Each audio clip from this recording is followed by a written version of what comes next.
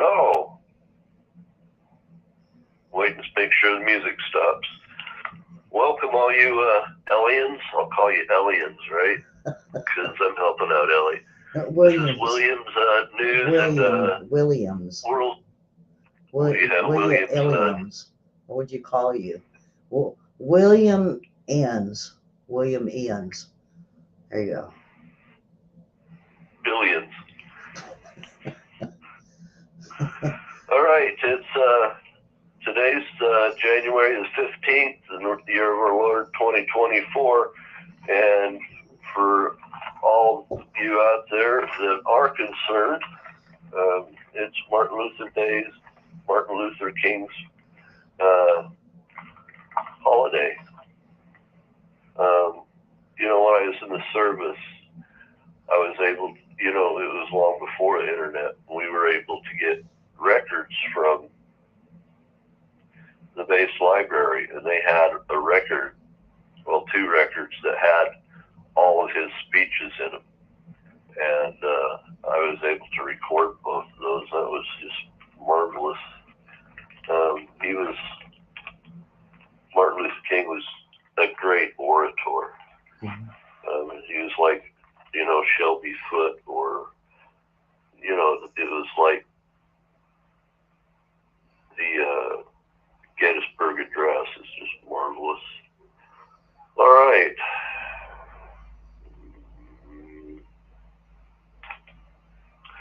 So, I'm having major problems with my book. It turns out that I ran out of papers going one way, so now I'm setting it up to do papers the other way now. I don't know why. I get myself into more trouble. All right, let's start out with Seattle school systems. Well, at least on that side of the Cascades. They have a teacher that's teaching that you can't call yourself straight, because that implies it's a prejudice, because that implies that others are either crooked or bent.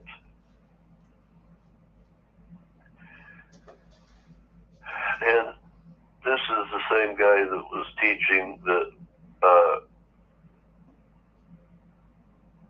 white people benefited from stolen sovereignty. So, yeah, that's Seattle for you.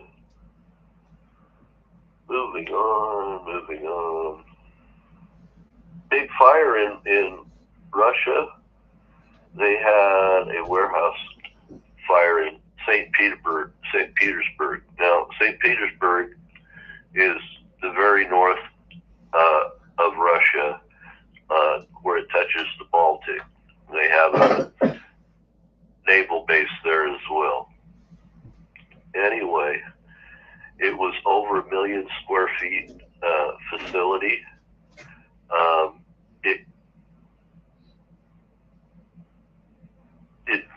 The fire moved at lightning speed, they said. It required 300 firefighters and helicopters, and there was 1,000 plus workers and staff that had to flee the building.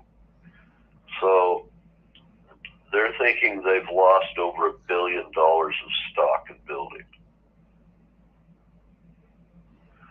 Can you imagine that in a just-in-time world, losing $1 billion worth of goods of any kind? And we're having our own issues this way as well, because a lot of ships are having to go around the Horn of Africa, Cape of Good Hope, shipments from Asia into Europe and then on to United States are being slowed down by weeks, and the cost of shipping goods effectively has tripled.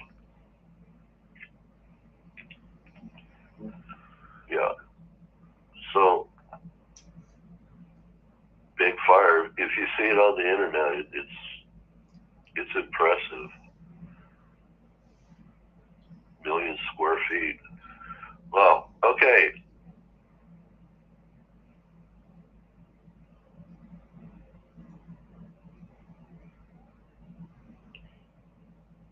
So Hamas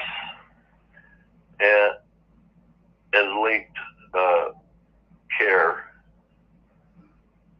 is enraged over airstrikes on the Houthi jihadists, and they believe that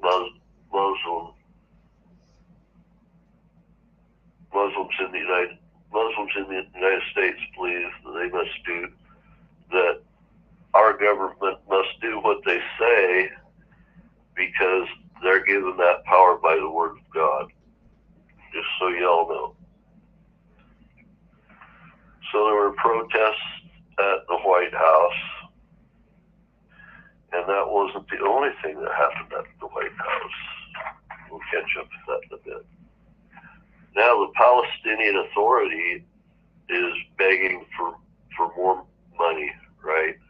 And more goods so that they can feed their people. The problem with that is at the same time they're increasing the number of pay-for-slave beneficiaries while crying for that aid.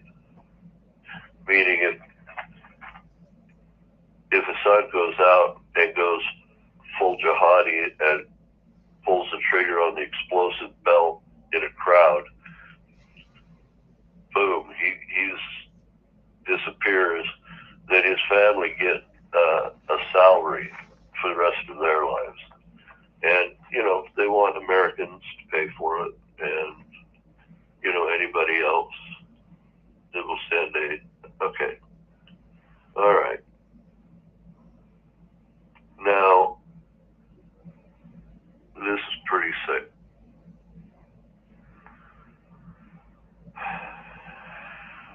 They put out Hamas video of three of the hostages. And then there was a girl hostages and two men. And then they had the girl play a guessing game, right? They forced her to play a guessing game. And finally she was able to guess that those two men that she saw were dead.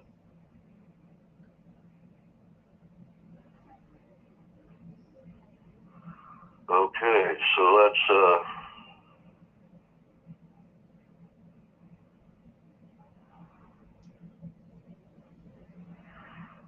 that's psychological torture, guys.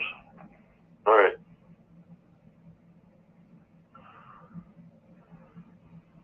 Just in case you missed it, you weren't sure which side Gavin Newsom is on with this boss thing.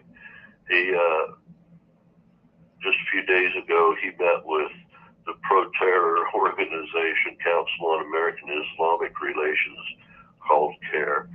So what happens with CARE, and there's a European version, right? Their families are all taxed to send money back home. So they're getting our tax money at the same time they're getting their wage money, and anything extra goes back to home.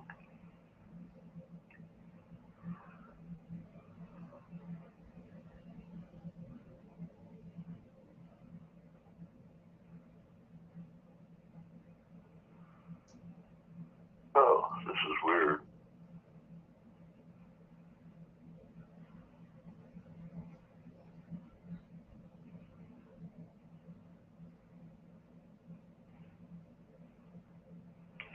I'm just going to move on. I don't even know what I wrote there. So Wisconsin Governor Evers welcomed the imam there who called for the guy that had called a fatwa and the killing of the Jews. So, Now, this is a big thing that's going on in Arabia and in Persia, and for that matter,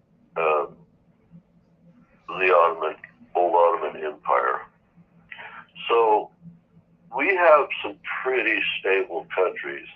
Like Egypt is pretty stable, right? And they maintain the Suez Canal, and they've cared for it responsibly, right? And then you've got Jordan, and with all the hostilities all around them, Syria, Iraq, Saudi Arabia, they're pretty stable. And then we've got Saudi Arabia that's pretty stable in the area. But the rest of the countries are not particularly, aren't particularly stable. But now these stable countries, leadership are having to go before the people, and basically, so Jordanian Prime Minister, right, Ayman Stafadi says Israel is guilty of war crimes, and they're the cause of the regional tensions and unrest. Okay? Now, you're going to hear the same thing in Egypt, and you're going to hear the same thing in Saudi Arabia. Because these countries that are stable don't want revolts internally, don't want internal revolts. So when you hear that prime ministers from Arabia have said that, remember, keep back in mind that their governments are very, very tenuous. All right? Okay. William, could they be saying that just because they don't want a war moving into those countries? I mean, because if we look at... They don't... There's radicals within their country that will rise up and could overthrow the government. So the best thing to do is just agree with them while they're emotional. We're on your side type thing. Because, you know, we even had Biden this week come out and he was talking of, he got questioned on why did you, I don't want to say declassify, but put Houthis and the ones in Oman and Libya as not considered terrorism. And when asked, are they terrorists or not, he says, well, he thinks they might be. So he's a globalist, all right? And globalists believe in a flat economic playing field. Mm-hmm. So these terrorists that tear down the fabric of society that have, you know, a lot of assets, that's good for being able to rule the entire planet. You see what I'm saying? Yeah. Well, the globalists feel if, let's say, Afghanistan, that, you know, 50% of the country, if it's terrorism, then the rest of the world need to be the same way. So it's equal shares of whether it's wealth or poor or terrorism, gangs, or everything ought to be the same throughout the global right, because globalists want to dissolve all borders. They want to dissolve all of them. Do you see what I'm saying? Yeah. Anywhere, anybody can go anywhere, anytime, for any reason. Right. As long as they got a letter from the premier's government, whoever that is in the world, expect he's going to be like the LGBTQ plus. He's probably going to be a pluser because they're really pushing that hard and heavy. Now,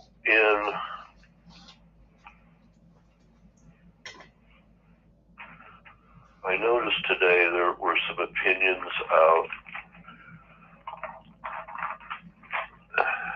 Now, did you hear about the Iran bombed the U.S. consulate?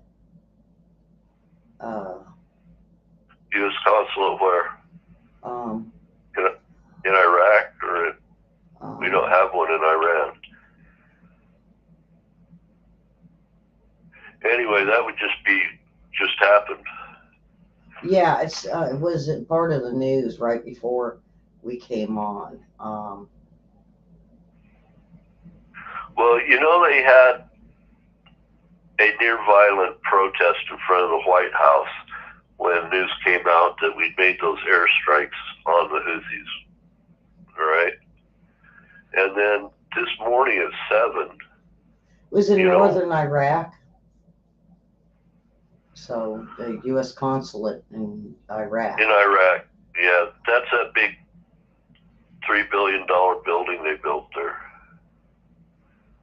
Fortress. Anyhow, so, yeah, where was I? So the Houthis, can I call them Houthimaniacs? There you go. Shot up a registered own ship from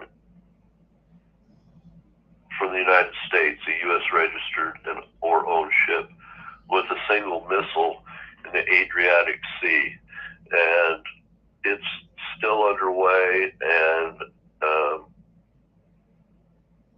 whatever damage it caused, they're in the process of repairing it now.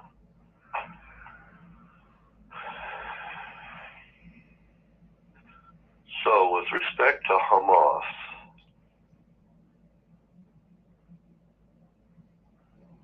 maniacs.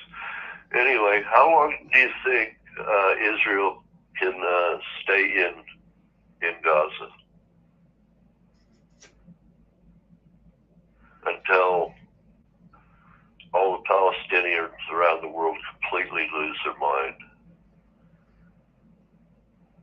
and go, full jihad. Is that what they're pushing them to, do you think? Pardon? Is that what they're pushing?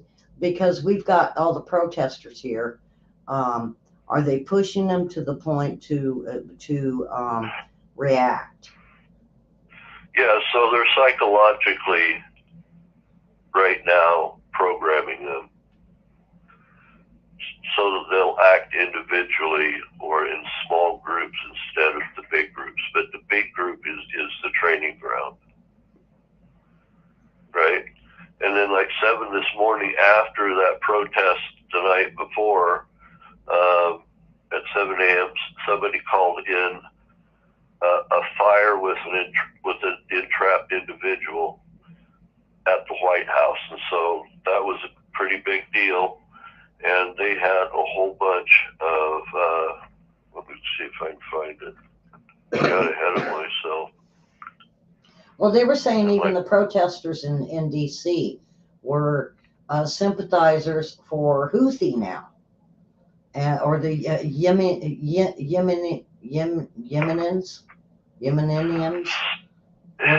or Yemi addicts, or whatever. The people that are really not for them. But if you look at the parade and the thousands that turned out in Yemen, for the Houthis to back them up was just a crazy amount of people. So now the protesters that hit D.C. over the weekend, they were all support of Houthi and saying that the U.S. now needs to back off and let the Houthis be terrorists, I guess. So let me explain how Arabia works. This is going to be, it's not completely this way, but criminally this is how it works. They try to import money from any place they can, right?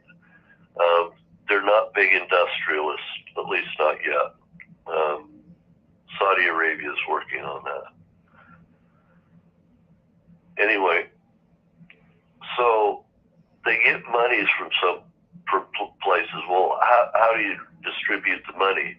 Well, individuals use religion, religious fervor to push people around so the money's worked their way to them. Do you see what I'm saying?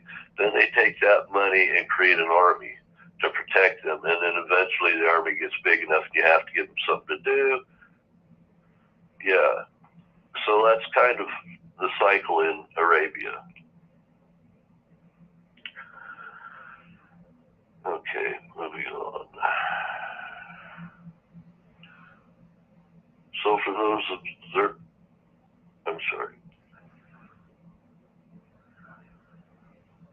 Eileen Cannon denied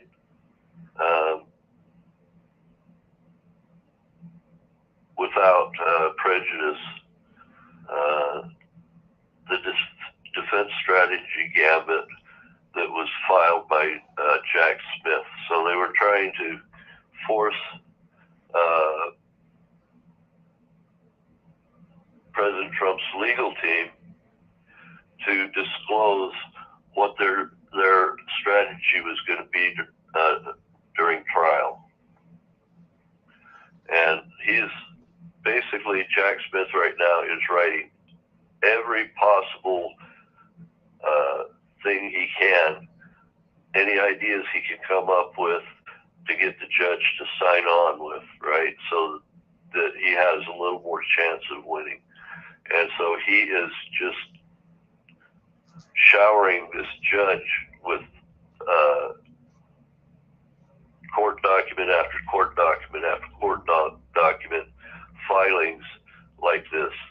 And yeah, he's like creating a snowstorm for that poor judge. Anyway, so Eileen Cannon is the judge, and she just denied it without prejudice. It was okay. Over the weekend, Iceland volcano fissure has re-erupted with more vigor, and the slow process of consuming one house after another has begun in Grandavik. And a lot of the families that have evacuated the town are very, very sad about it. Now, the Washington Post had some opinions out there, right? It says, one was a question, might the silent GOP majority be ready to move beyond Trump?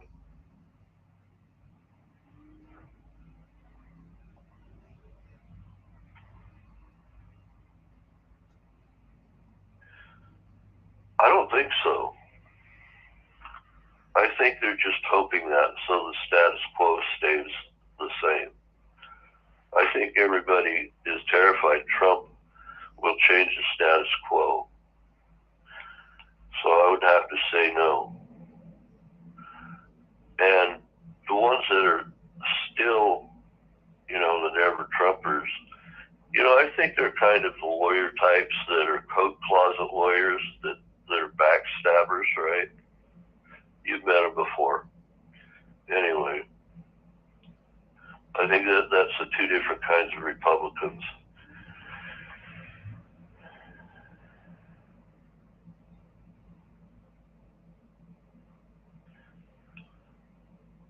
So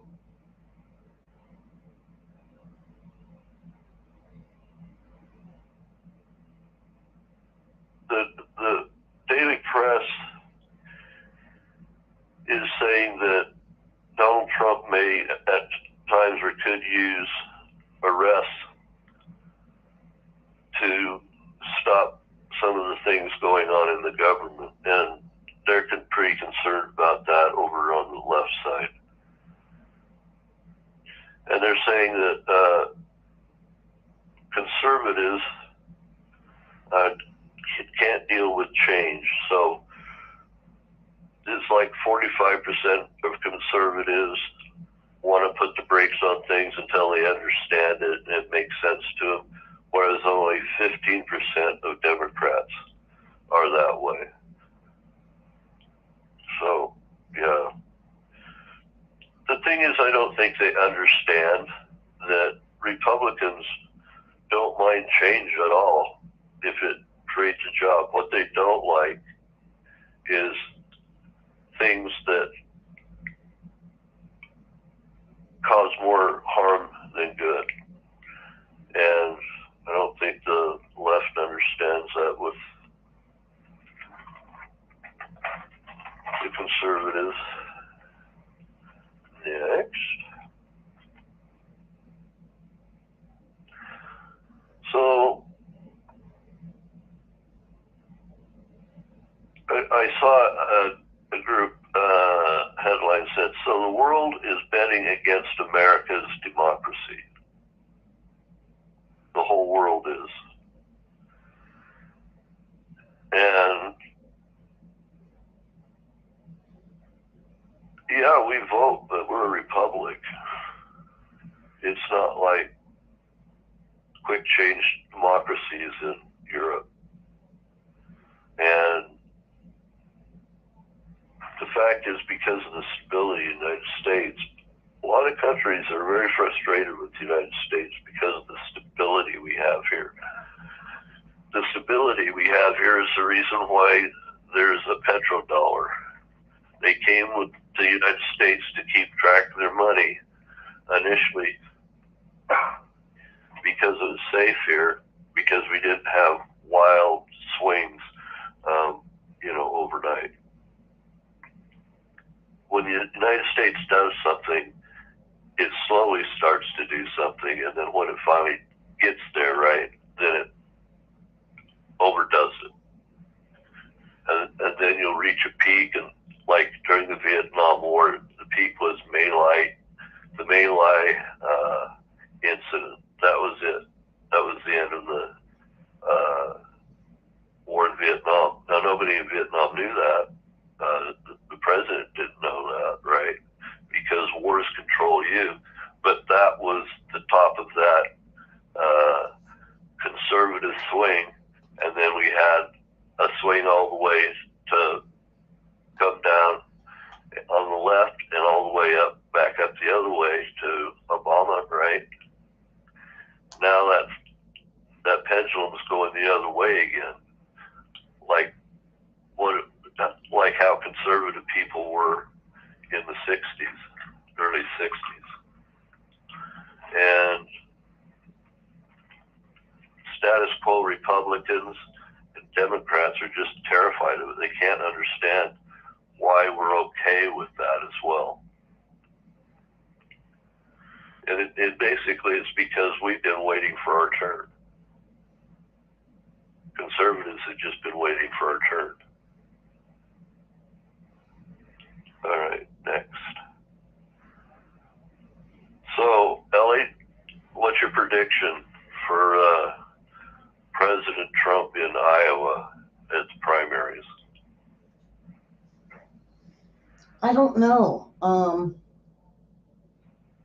Do you think it'll be a blowout? Now it's really cold there, and they've got some snow, but it hasn't been wind drifting, so that's one good thing. But you pretty much have to come to the polling places by car. I think Iowans are so used to the snow that I think it'll be a reasonable turnout. And people love Trump. Now, as far as the other ones, now they say Nikki Haley is pulled ahead of DeSantis by a point or two. But the more they do to Trump, the more he becomes popular. What I'm waiting on is the Democrat to start theirs, because I think there's going to be some surprises. Yeah, so in the Democratic Party, the presidential the election war chest for Biden as a Democrat is the most money that has ever been raised in history. For a guy that probably won't even make it to the inauguration. So I don't understand why he's running, except that Jill wants another 4 years.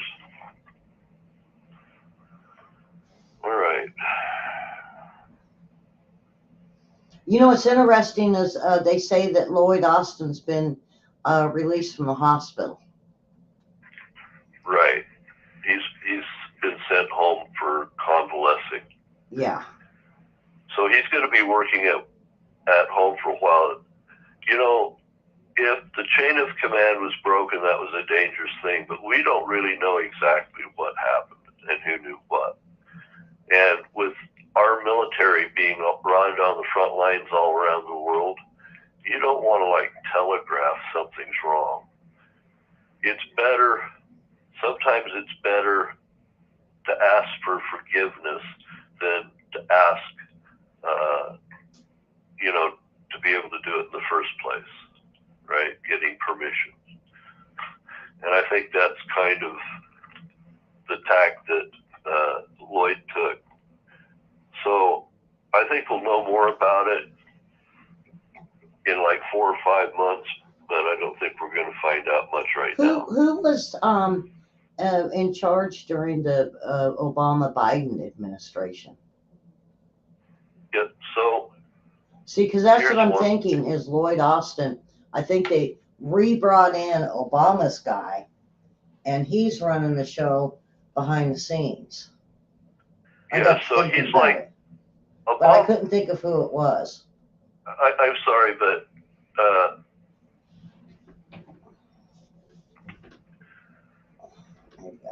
Biden scoot back in. And Lloyd Austin are basically share the power of commander-in-chief. Right. I'm trying to scoot back over into this. It's not he's just gets information and he gets an order, to go down the chain. Right. To make this happen or whatever. It's more like Lloyd Austin is coming up with the ideas, putting the troops where they need to be. If the idea is a good one, and the president and the Joint Chiefs of Staff sign off on it. Right. And I think they're like Lyndon Johnson. Lyndon Johnson brought in the first ace in the jet age, right, in Vietnam. Mm-hmm. I think he was the first ace, or at least the first ace in Vietnam. Right. And he asked him, how do I win this war? How do I get this war to stop? And the Air Force officer said, just win the war.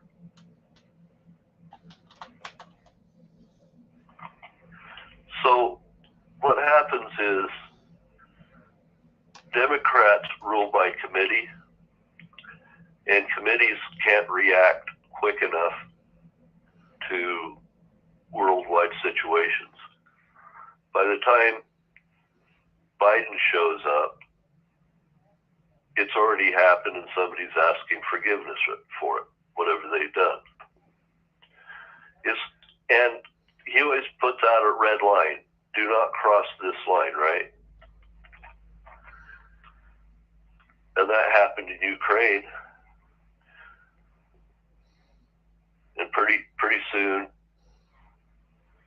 as time goes on, well, it's okay if we send them unguided rockets. And then, well, it's okay that we send them guided rockets. Then it's, well, it's okay if we send them HIMARS. It's okay if we send them howitzers. Well, now it's okay that we're sending cluster bombs. Then, well, it's okay we send tanks. It's okay we send APCs. Then it's okay, well, then we're going to send aircraft, right? He sets a red line and then he falls through it over and over and over again. No, well, under the Obama and Obama, Joe Biden, the Secretary of the State was Hillary Clinton and John Kerry. Yeah, well. And defense was Robert Gates, Leon Panetta, Chuck Hagel, Ash Carter. So But what I'm And thinking, Larry Nichols. Don't forget Larry Nichols early on. and then we had for Attorney General, we had Loretta Lynch and Eric Holder. So what I'm thinking is these are the people that step forward for Lloyd Austin. Right. Why not? Because look at Hillary Clinton running around talking to people. At the same time, we had John Kerry. One for all and all for one. Yeah, right? and then John Kerry, even going different places, even though they were talking Davos. I still seen the two of them running around, as well as we had Garland that was doing the same thing.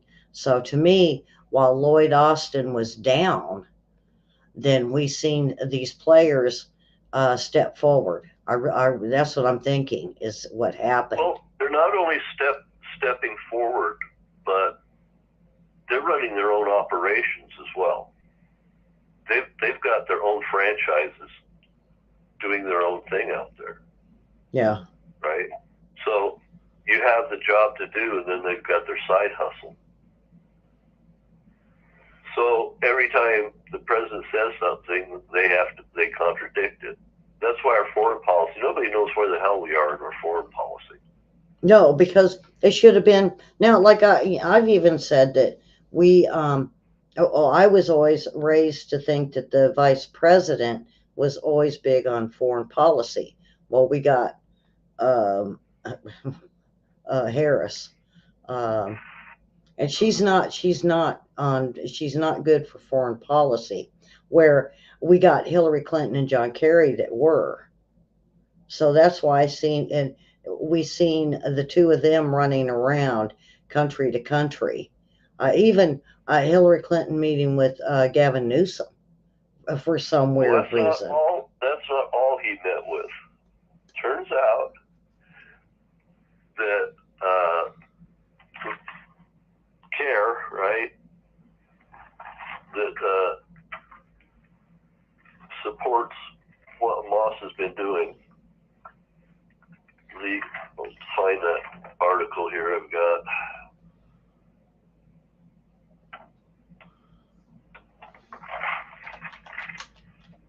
It's weird when you write on the back of pages instead of the front.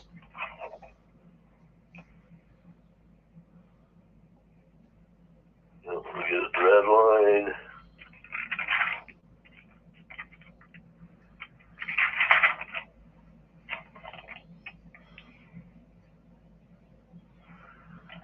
I'm having a hard time finding what I wrote about that. Anyway, CARE's, yeah, here we go. So CARE's a Council on Islamic Relations, right?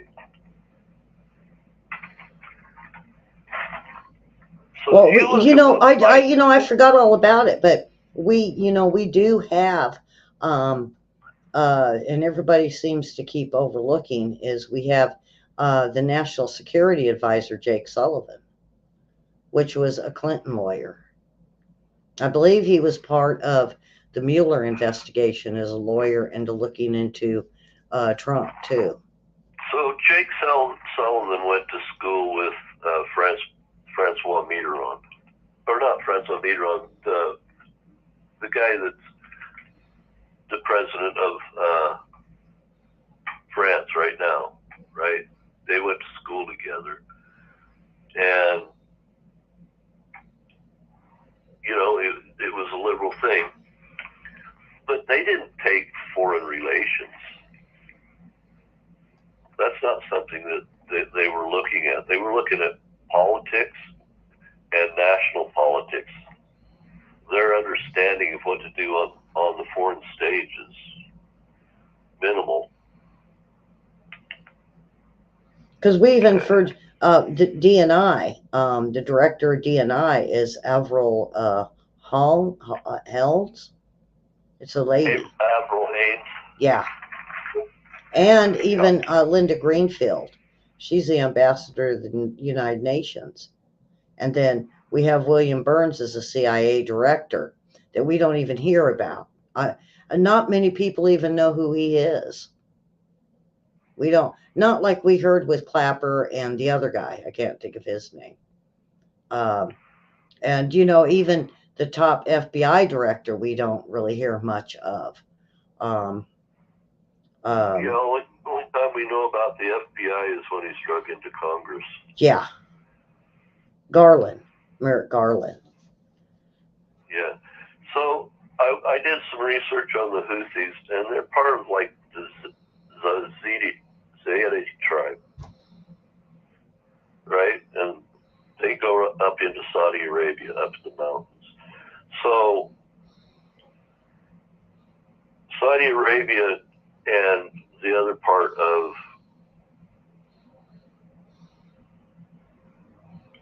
what's the name of the country? I just lost it. The Houthis are in. So the other governments can control the flatlands, but they can't control them up in the mountains. They don't have forces that are trained to do that mountain warfare. Like we have the 10th Mountain Division.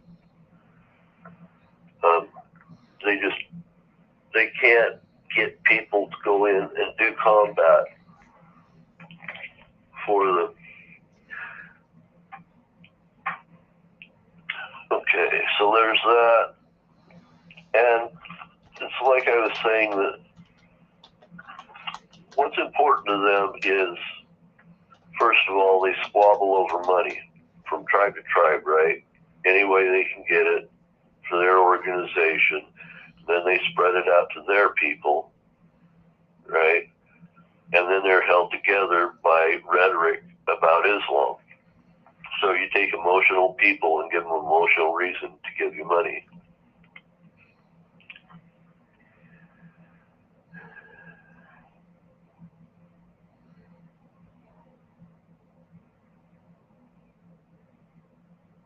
So, in my opinion,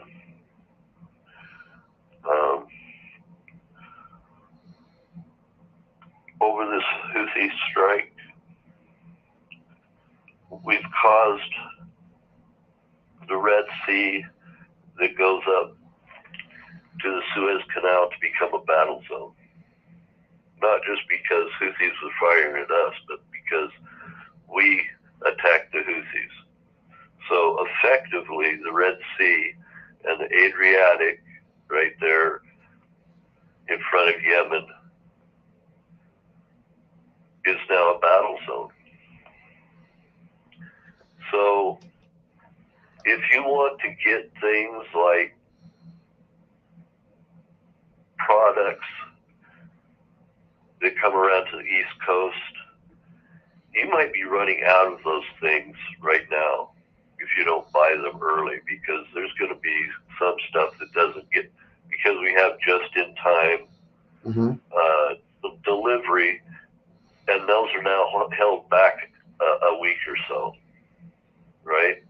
And so there's going to be a week or so in there where the supplies don't come in, and you're going to see bare places on shelves of certain items. So yeah, that's not a good thing for the maritime world.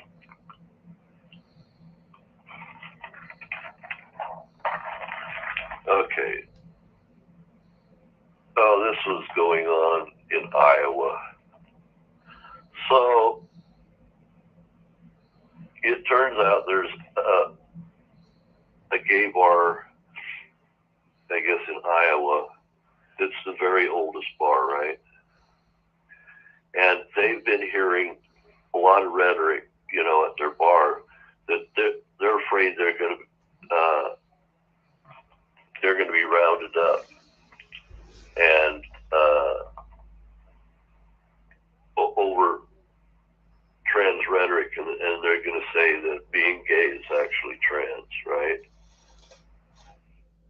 And so that's just crazy talk.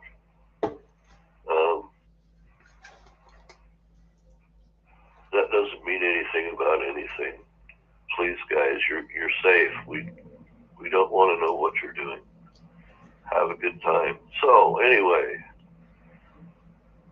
the first Air Force pilot is making a first in history.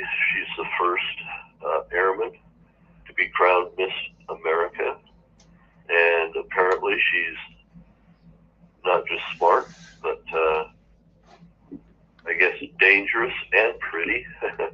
And she's in the process of training to dominate red flag. Now, a red flag in the Air Force, U.S. Air Force, is the same as fighter weapons school for the Navy, Top Gun.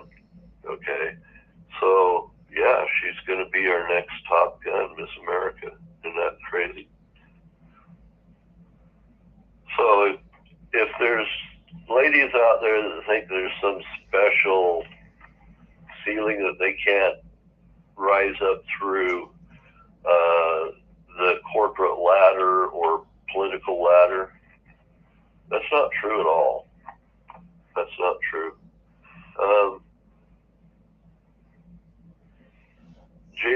Jinping in China has got a problem. He's fighting with his own military because he's seeking to purge his own commanders that he sees that are unwilling to go to war. So he's effectively gulagging them, just like Stalin did to his generals. You know, when Hitler invaded Russia, the Russian military was so anemic from having all their trained officers, you know, go to the gulags and freeze to death, that they were barely able to fight back. Okay, so it looks like Jinping's in the same place right now.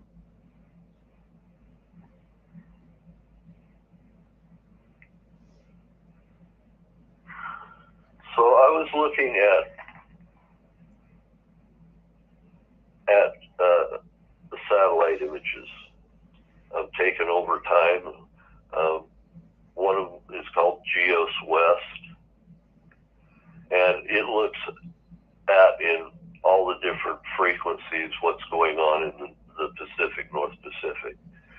Now what I see is a big current coming straight out of the Arctic, going almost straight down on the other side towards Hawaii, right? More towards Japan, more towards Midway. And then you have this warm current coming up through past Hawaii, and it's shooting right up alongside that and pushing that current and making it bend. Well, there's a backwards cyclone going on. So it's like a backwards hurricane, right?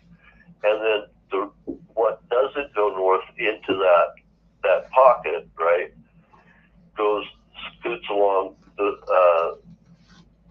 like a third way down Mexico, and then pops back up into Texas and into the United States, and so that's why you're getting all that snow.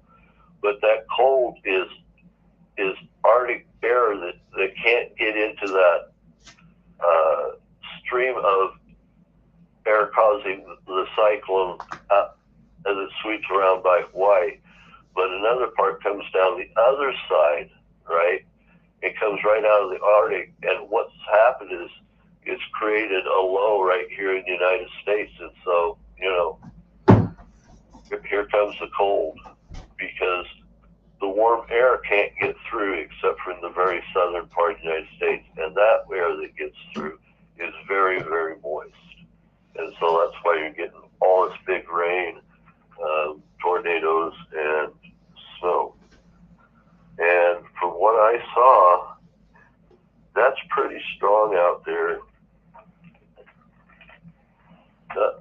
I could go out on the whole conspiracy thing, right? Right. Just when there's the Super Tuesday primaries, President Trump needs to be in court, right? Or just when the first of the nation's primaries kick off, all of a sudden everything's frozen to the ground.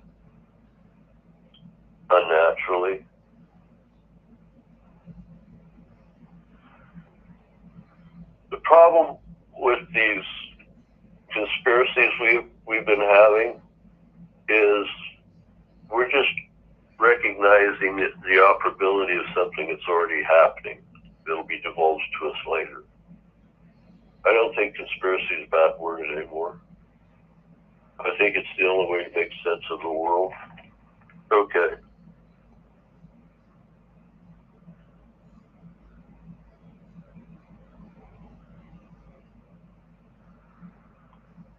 So, oh my gosh.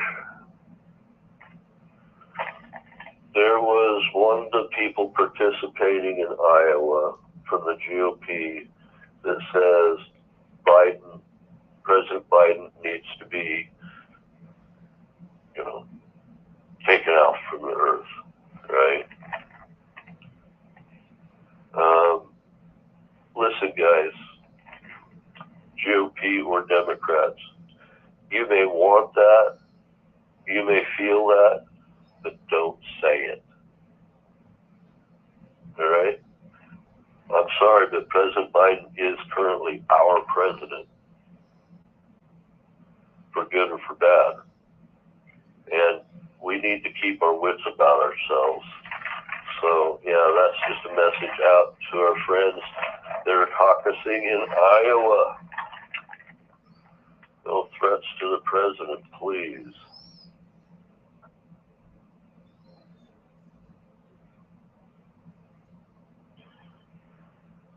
So the Business Insider is afraid that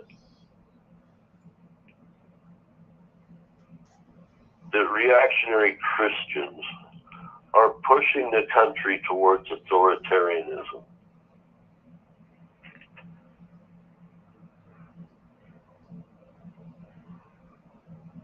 And these same people are writing this stuff, anti-Christian stuff are going on.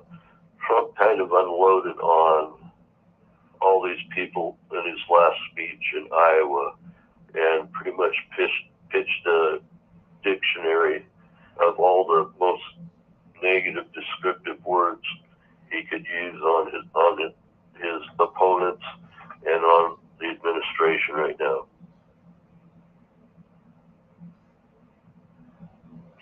Now, while President Bush was out this weekend at Camp David, now remember we had people within the administration right after the military strike that were going to go and picket, right? They wanted to take the day off so they could go protest.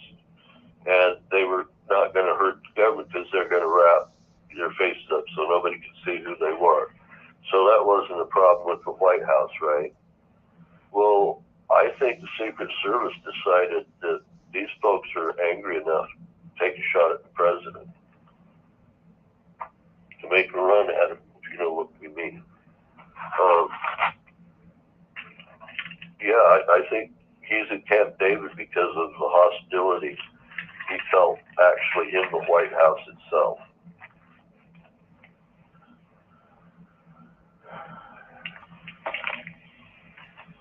I know there's one other thing in here.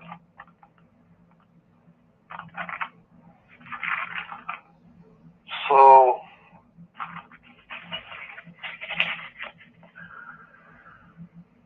Christianity and the GOP have nothing to do with each other. And the Democrats can't understand that because their climate religion, they're all a part of.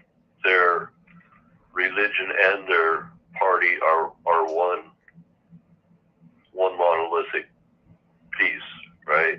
But that doesn't happen with the GOP. So I thought that was interesting watching stuff over the weekend. Now, in Taiwan, they have a new president, and he's pro-West, he's pro-anti-China, he's pro-business, he's pro, getting along with the United States. At the same time, Biden comes out and says, "Oh, well,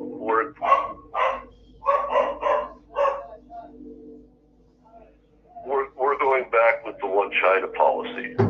Completely flipped sides. So I think what's going on is what happens all the time in the Democratic Party is they put their finger up to see which way the wind's blowing, right? And then they make adjustments from there. There's nothing, there'll never be anything set in stone. And so they don't have an off switch. If the wind's blowing the right way, they'll just keep doubling down. If the wind's blowing the wrong way, you know, a lot of times they'll just keep doubling down. It's a religion for them. And I think that these Houthis out today were giving the National Socialist salute, you know, the Heil Hitler type salute. So they're National Socialists. Well, those people are closer in thought and logic to the people we have in office right now than the GOP. They can't understand the GOP. They can't understand these other people. So it's hard for Biden to denounce these folks as terrorists because they're like ships moving in a convoy across an ocean together, right? They're not the exact same thing, but they're all kind of heading in the same direction, you know, and following each other in a convoy for safety or whatever. It's this what we're doing right now, leading by committee, is causing all these wars to spiral out of hand because they don't want to offend somebody. Well, the way you stop this stuff is you really, really offend somebody.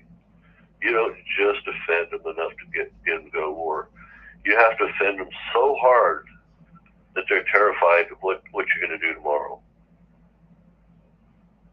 And that gets them to rein in.